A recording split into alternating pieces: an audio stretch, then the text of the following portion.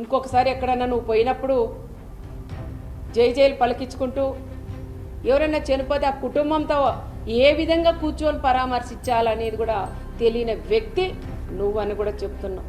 ఎందుకు వస్తాయాలో నవ్వులు? చావు అయిపోయి 9 రేపు దినమంట. ఈరోజు తను కూర్చొని నువ్వు ముందర మాట్లాడుతూ వెనక నీ వాళ్ళంతా కిలకిల నవ్వుతారా?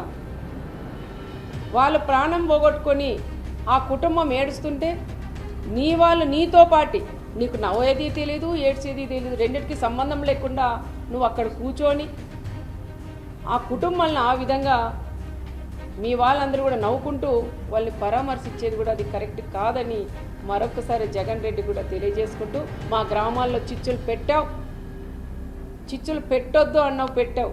ఇంకోటి మా కార్యకర్తలందరూ ఒకటే ఛాలెంజ్ చేశారు, నువ్వు వస్తున్నావు బీసీలను నువ్వు చెప్తున్నావు, మరి బీసీలు నువ్వు వచ్చినప్పుడు ఈ రాప్తాడ్ నియోజకవర్గం ఒక బీసీ అభ్యర్థికి ఇన్ఛార్జ్ ఇవ్వమని ఛాలెంజ్ చేసి మా బీసీలందరూ కూడా అడిగారు. కురువ కమ్యూనిటీకి సంబంధించిన లీడర్లు అడిగారు, వాల్మీకి సంబంధించిన వాళ్ళు అడిగారు. మరి నువ్వు అది చేసేకి నీ చేత కాలేదు, కానీ పచ్చి అబద్ధాలు చెప్పేకి మాత్రం పాపరెడ్డిపల్లి హత్య లింగమయ్యని వాడుకున్నాడని ప్రత్యేకంగా కూడా తెలియజేసుకుంటూ